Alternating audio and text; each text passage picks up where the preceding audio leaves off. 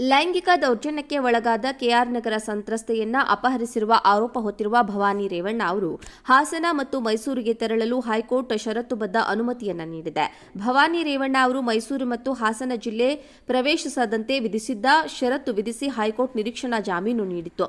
ಇದೀಗ ಹೈಕೋರ್ಟ್ ಷರತ್ತನ್ನು ಸಡಿಲಿಸಿದ್ದು ಹಾಸನ ಮತ್ತು ಮೈಸೂರು ಜಿಲ್ಲೆಗೆ ಪ್ರವೇಶಿಸಬಹುದು ಎಂದಿದೆ.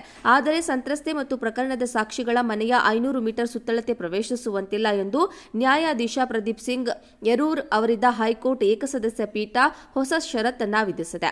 ಮಾಜಿ ಸಂಸದ ಪ್ರಜ್ವಲ್ ರೇವಣ್ಣ ಅವರದ್ದು ಎನ್ನಲಾಗಿರುವ ಅಶ್ಲೀಲ ವಿಡಿಯೋದಲ್ಲಿ ನನ್ನ ತಾಯಿಯ ಚಿತ್ರವೂ ಇದ್ದು ಇದೀಗ ಅವರು ಕಣ್ಮರೆಯಾಗಿದ್ದಾರೆ ಎಂದು 2024 ಮೇ 2 ತಡರಾತ್ರಿ ಮೈಸೂರಿನ ಕೆಆರ್ ನಗರ ಠಾಣೆಯಲ್ಲಿ ಸಂತ್ರಸ್ತೆ ಪುತ್ರ ದೂರು ನೀಡಿದ್ರು.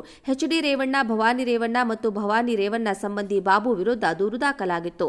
ದೂರು ದಾಖಲಾಗುತ್ತಿದ್ದಂತೆ ನಿರೀಕ್ಷಣಾ ಜಾಮೀನಿಗಾಗಿ ಭವಾನಿ ರೇವಣ್ಣ ಹೈಕೋರ್ಟ್ಗೆ ಅರ್ಜಿ ಸಲ್ಲಿಸಿದ್ರು. ಅರ್ಜಿ ವಿಚಾರಣೆ ನಡೆಸಿದ್ದ ನ್ಯಾಯಾಲಯ 2024 ಜೂನ್ 18ರಂದು ಭವಾನಿ ರೇವಣ್ಣ ಅವರಿಗೆ ಷರತ್ತುಬದ್ಧ ನಿರೀಕ್ಷಣಾ ಜಾಮೀನು ನೀಡಿತ್ತು. ಭವಾನಿ ರೇವಣ್ಣ ಅವರು ಮೈಸೂರು ಮತ್ತು ಹಾಸನ ಜಿಲ್ಲೆಗೆ ಪ್ರವೇಶಿಸದಂತೆ ಷರತ್ತು ವಿಧಿಸಿತ್ತು. ಇದೀಗ ಹೈಕೋರ್ಟ್ ಆ ಷರತ್ತನ್ನ ಸಡಿಲಿಸಿದೆ. ಲೈಂಗಿಕ ದೌರ್ಜನ್ಯಕ್ಕೆ ಒಳಗಾದ ಕೆಆರ್ ನಗರ ಸಂತ್ರಸ್ತೆಯನ್ನ ಅಪಹರಿಸಿರುವ ಆರೋಪ ಹೊತ್ತಿರುವ ಭವಾನಿ ರೇವಣ್ಣ ಅವರು ಹಾಸನ ಮತ್ತು ಮೈಸೂರಿಗೆ ತೆರಳಲು ಹೈಕೋರ್ಟ್ ಷರತ್ತುಬದ್ಧ ಅನುಮತಿಯನ್ನ ನೀಡಿದೆ.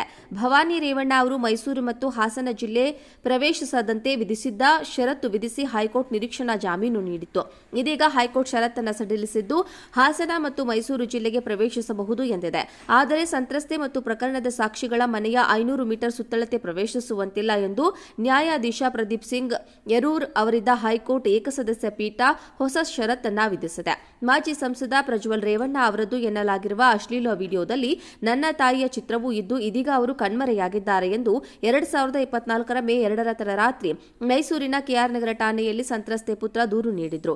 ಎಚ್ಡಿ ರೇವಣ್ಣ, ಭವಾನಿ ರೇವಣ್ಣ ಮತ್ತು ಭವಾನಿ ರೇವಣ್ಣ ಸಂಬಂಧಿ ಬಾಬು ವಿರುದ್ಧ ದೂರು ದಾಖಲಾಗಿತ್ತು. ದೂರು ದಾಖಲಾಗುತ್ತಿದ್ದಂತೆ ನಿರೀಕ್ಷಣಾ ಜಾಮೀನಿಗಾಗಿ ಭವಾನಿ ರೇವಣ್ಣ ಹೈಕೋರ್ಟ್ಗೆ ಅರ್ಜಿ ಸಲ್ಲಿಸಿದ್ರು. ಅರ್ಜಿ ವಿಚಾರಣೆ ನಡೆಸಿದ್ದ ನ್ಯಾಯಾಲಯ 2024 ಜೂನ್ 18ರಂದು ಭವಾನಿ ರೇವಣ್ಣ ಅವರಿಗೆ ಷರತ್ತುಬದ್ಧ ನಿರೀಕ್ಷಣಾ ಜಾಮೀನು ನೀಡಿತ್ತು. ಭವಾನಿ ರೇವಣ್ಣ ಅವರು ಮೈಸೂರು ಮತ್ತು ಹಾಸನ ಜಿಲ್ಲೆಗೆ ಪ್ರವೇಶಿಸದಂತೆ ಷರತ್ತು ವಿಧಿಸಿತ್ತು. ಇದೀಗ ಹೈಕೋರ್ಟ್ ಆ ಷರತ್ತನ್ನ ಸಡಿಲಿಸಿದೆ. ಲೈಂಗಿಕ ದೌರ್ಜನ್ಯಕ್ಕೆ ಒಳಗಾದ ಕೆಆರ್ ನಗರ ಸಂತ್ರಸ್ತೆಯನ್ನ ಅಪಹರಿಸಿರುವ ಆರೋಪ ಹೊತ್ತಿರುವ ಭವಾನಿ ರೇವಣ್ಣ ಅವರು ಹಾಸನ ಮತ್ತು ಮೈಸೂರಿಗೆ ತೆರಳಲು ಹೈಕೋರ್ಟ್ ಷರತ್ತುಬದ್ಧ ಅನುಮತಿಯನ್ನ ನೀಡಿದೆ. ಭವಾನಿ ರೇವಣ್ಣ ಅವರು ಮೈಸೂರು ಮತ್ತು ಹಾಸನ ಜಿಲ್ಲೆ ಪ್ರವೇಶಿಸದಂತೆ ವಿಧಿಸಿದ್ದ ಷರತ್ತು ವಿಧಿಸಿ ಹೈಕೋರ್ಟ್ ನಿರೀಕ್ಷಣಾ ಜಾಮೀನು ನೀಡಿತ್ತು. ಇದೀಗ ಹೈಕೋರ್ಟ್ ಷರತ್ತನ್ನು ಸಡಿಲಿಸಿದ್ದು ಹಾಸನ ಮತ್ತು ಮೈಸೂರು ಜಿಲ್ಲೆಗೆ ಪ್ರವೇಶಿಸಬಹುದು ಎಂದಿದೆ. ಆದರೆ ಸಂತ್ರಸ್ತೆ ಮತ್ತು ಪ್ರಕರಣದ ಸಾಕ್ಷಿಗಳ ಮನೆಯ 500 ಮೀಟರ್ ಸುತ್ತಳತೆ ಪ್ರವೇಶಿಸುವಂತಿಲ್ಲ ಎಂದು ನ್ಯಾಯಾಧೀಶ ಪ್ರದೀಪ್ ಸಿಂಗ್ ಯರೂರ್ ಅವರಿದ್ದ ಹೈಕೋರ್ಟ್ ಏಕಸದಸ್ಯ ಪೀಠ ಹೊಸ ಷರತ್ತನ್ನ ವಿಧಿಸಿದೆ. ಮಾಜಿ ಸಂಸದ ಪ್ರಜ್ವಲ್ ರೇವಣ್ಣ ಅವರದ್ದು ಎನ್ನಲಾಗಿರುವ ಅಶ್ಲೀಲ ವಿಡಿಯೋದಲ್ಲಿ ನನ್ನ ತಾಯಿಯ ಚಿತ್ರವೂ ಇದ್ದು ಇದೀಗ ಅವರು ಕಣ್ಮರೆಯಾಗಿದ್ದಾರೆ ಎಂದು 2024 ಮೇ 2 ತಡರಾತ್ರಿ ಮೈಸೂರಿನ ಕೆಆರ್ ನಗರ ಠಾಣೆಯಲ್ಲಿ ಸಂತ್ರಸ್ತೆ ಪುತ್ರ ದೂರು ನೀಡಿದ್ರು. ಎಚ್ಡಿ ರೇವಣ್ಣ, ಭವಾನಿ ರೇವಣ್ಣ ಮತ್ತು ಭವಾನಿ ರೇವಣ್ಣ ಸಂಬಂಧಿ ಬಾಬು ವಿರುದ್ಧ ದೂರು ದಾಖಲಾಗಿತ್ತು. ದೂರು ದಾಖಲಾಗುತ್ತಿದ್ದಂತೆ ನಿರೀಕ್ಷಣಾ ಜಾಮೀನಿಗಾಗಿ ಭವಾನಿ ರೇವಣ್ಣ ಹೈಕೋರ್ಟ್ಗೆ ಅರ್ಜಿ ಸಲ್ಲಿಸಿದ್ರು. ಅರ್ಜಿ ವಿಚಾರಣೆ ನಡೆಸಿದ್ದ ನ್ಯಾಯಾಲಯ 2024 ಜೂನ್ 18ರಂದು ಭವಾನಿ ರೇವಣ್ಣ ಅವರಿಗೆ ಷರತ್ತುಬದ್ಧ ನಿರೀಕ್ಷಣಾ ಜಾಮೀನು ನೀಡಿತ್ತು. ಭವಾನಿ ರೇವಣ್ಣ ಅವರು ಮೈಸೂರು ಮತ್ತು ಹಾಸನ ಜಿಲ್ಲೆಗೆ ಪ್ರವೇಶಿಸದಂತೆ ಷರತ್ತು ವಿಧಿಸಿತ್ತು. ಇದೀಗ ಹೈಕೋರ್ಟ್ ಆ ಷರತ್ತನ್ನ ಸಡಿಲಿಸಿದೆ. ಲೈಂಗಿಕ ದೌರ್ಜನ್ಯಕ್ಕೆ ಒಳಗಾದ ಕೆಆರ್ ನಗರ ಸಂತ್ರಸ್ತೆಯನ್ನ ಅಪಹರಿಸಿರುವ ಆರೋಪ ಹೊತ್ತಿರುವ ಭವಾನಿ ರೇವಣ್ಣ ಅವರು ಹಾಸನ ಮತ್ತು ಮೈಸೂರಿಗೆ ತೆರಳಲು ಹೈಕೋರ್ಟ್ ಷರತ್ತುಬದ್ಧ ಅನುಮತಿಯನ್ನ ನೀಡಿದೆ. ಭವಾನಿ ರೇವಣ್ಣ ಅವರು ಮೈಸೂರು ಮತ್ತು ಹಾಸನ ಜಿಲ್ಲೆ ಪ್ರವೇಶಿಸದಂತೆ ವಿಧಿಸಿದ್ದ ಷರತ್ತು ವಿಧಿಸಿ ಹೈಕೋರ್ಟ್ ನಿರೀಕ್ಷಣಾ ಜಾಮೀನು ನೀಡಿತ್ತು. ಇದೀಗ ಹೈಕೋರ್ಟ್ ಷರತ್ತನ್ನು ಸಡಿಲಿಸಿದ್ದು ಹಾಸನ ಮತ್ತು ಮೈಸೂರು ಜಿಲ್ಲೆಗೆ ಪ್ರವೇಶಿಸಬಹುದು ಎಂದಿದೆ. ಆದರೆ ಸಂತ್ರಸ್ತೆ ಮತ್ತು ಪ್ರಕರಣದ ಸಾಕ್ಷಿಗಳ ಮನೆಯ 500 ಮೀಟರ್ ಸುತ್ತಳತೆ ಪ್ರವೇಶಿಸುವಂತಿಲ್ಲ ಎಂದು ನ್ಯಾಯಾಧೀಶ ಪ್ರದೀಪ್ ಸಿಂಗ್ ಯರೂರ್ ಅವರಿದ್ದ ಹೈಕೋರ್ಟ್ ಏಕಸದಸ್ಯ ಪೀಠ ಹೊಸ ಷರತ್ತನ್ನ ವಿಧಿಸಿದೆ.